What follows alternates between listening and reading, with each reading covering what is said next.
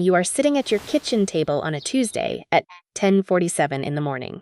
This is not a short lunch break. It is not a scheduled day off from work. It is just a regular Tuesday. Your laptop is wide open and the screen glows in the quiet room. You log into your bank account and the screen shows one number: $74,000. To a lot of people, that amount might not seem huge. But to you, that number is a countdown clock. It represents exactly 23 months of your rent, groceries, electricity bills, and one small emergency. You have practiced and replayed this exact moment in your head for 2 years and 11 months. You know the math by heart. In fact, your official resignation letter has been sitting in a draft folder for 4 long months, waiting for the right day. But here is the catch. You still haven't clicked send. Instead, you go to work. This is what the final 7 days of employment actually look like. It is a strange game of pretend. On Monday, you answer emails that you know do not matter at all. On Tuesday, you do the same. On Thursday, you sit in the weekly team meeting, share your updates, and contribute just like always. You eat your lunch at the exact same desk where you have eaten lunch for 3 long years. To everyone else, you look completely normal. You look like a person who is staying. But every single night, you run a parallel track. You go home, open your laptop, and stare at your financial spreadsheet. You do not do this to check the math. You already know every single row and column by heart. You open it because looking at those numbers is the only thing that confirms your master plan is still real. In a world where you are still playing the part of a regular employee, that spreadsheet is your only anchor to the truth. It is like looking at a map of a town you are about to move to. Then comes the moment that changes how you view money forever. On Friday afternoon, your regular direct deposit hits your account. It is exactly 2047. For 3 years, seeing that money land was the high point of your 2-week cycle. It was the reward that made the stress worth it. You watch the notification pop up on your phone screen. But for the first time in your working life, you do not feel a rush of relief. You do not feel happy, and you do not feel excited. You feel completely indifferent. The money has arrived, and it means absolutely nothing to you. That indifference is your very first proof point. It is the data showing that the old system has lost its grip on you. Without realizing it, something deep inside your mind has already shifted. That shift did not happen by accident. It was built by a silent machine that you ran every single day. To understand how you got here, we have to look at the inventory of the last few years. This is not about bragging. It is just looking at the facts and the data. For 34 months straight, you took exactly $100 from every single paycheck and redirected it. It went straight past your checking account and into your savings. To make that happen, you had to build a strict routine. You declined dinner invitations from friends. You turned down weekend trips and vacations, converting those experiences into plain line items on a screen. Your master spreadsheet grew to include 11 separate tabs, tracking every single dollar, and you last updated it this morning.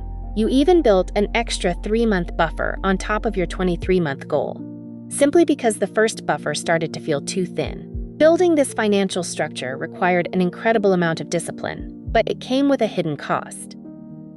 Somewhere around month 19, you stopped telling people what you were doing. You did not hide it because you were ashamed of saving money. You stopped talking about it because explaining your choices to coworkers and friends started to cost you more energy than the money was worth. True discipline is quiet, and you realize that some plans are best built in silence. When you look at the facts, the math makes perfect sense.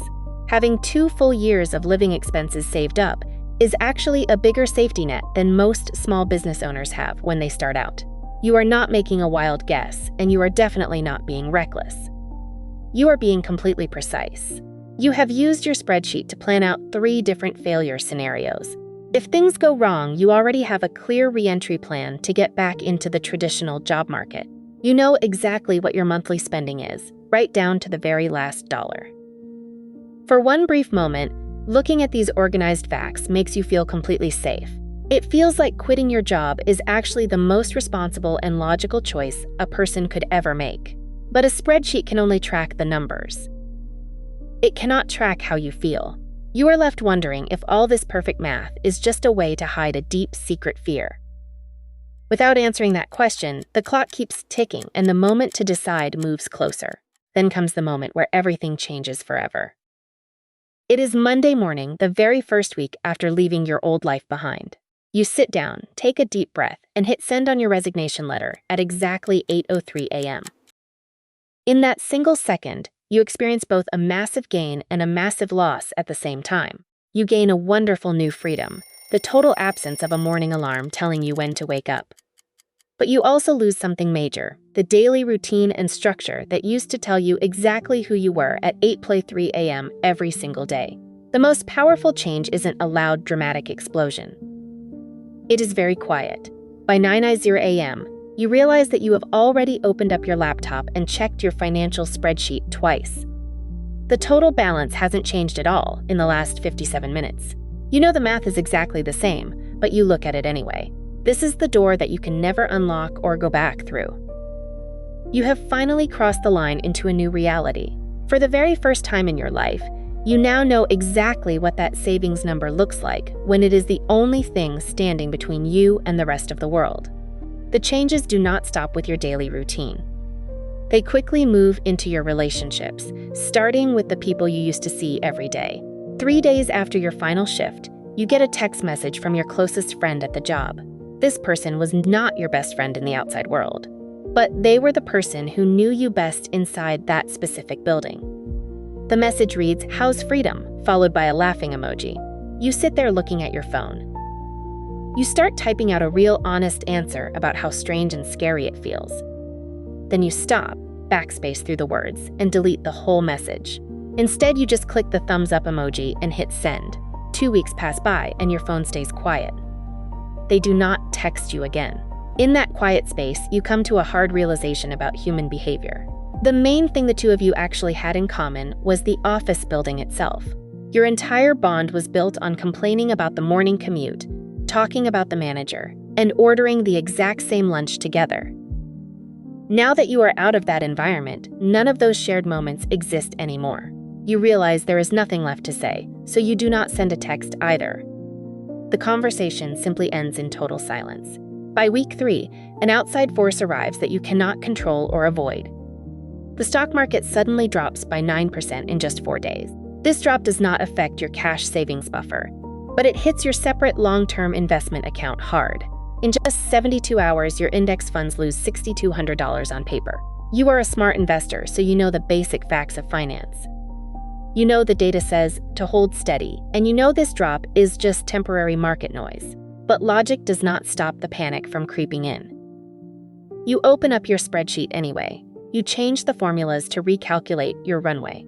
Your 23 months of safety suddenly drops down to 22.4 months. To fix it on screen, you create a new tab for potential freelance income. Then you add another scenario. Then you type out a worst-case scenario. By midnight, your laptop screen is crowded with 8 open tabs. You are no longer tracking real data or building a smart model. You are bargaining with the numbers to make yourself feel safe again. You look at the screen and realize a painful truth. The exact number that started as your ticket to freedom has now become the stressful thing you left your job to stop watching. The deepest cost of your new life hits you when you least expect it. You are at a weekend social gathering, chatting with people you barely know. Eventually, someone asks the standard question that everyone asks. What do you do for work? You smile and say that you recently left your job to work on a new project. The person nods their head. Then they wait. They are waiting for a real title, a company name, or a clear label that they can understand. You try your best to describe what you are building. They nod their head one more time, look away, and immediately turn to start a conversation with someone else. The entire interaction lasts only 4 seconds. But on the drive home, those 4 seconds play on a loop in your mind. You realize that your $74,000 savings account can buy you groceries and pay your rent, but it cannot answer the ultimate question.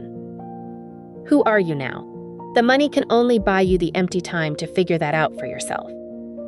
As you steer the car down the dark streets, you do not know if having time and having an identity are the same thing.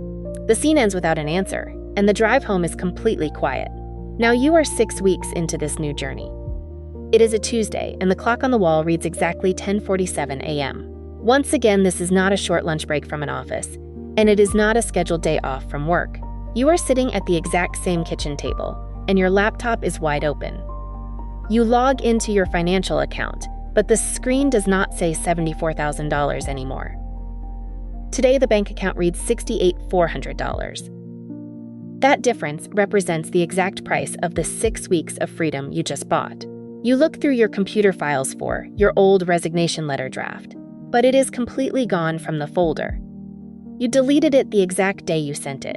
You stare at your main spreadsheet for a moment, but then you simply close the window without updating a single cell. For the very first time in 3 long years, you realize you do not know what that number on the screen actually means. It is no longer a simple countdown clock, and it is no longer a perfect guarantee of safety. You stand up from the table, walk over to the counter, and quietly make a fresh cup of coffee. Then you turn around and go back inside. See you on the next one.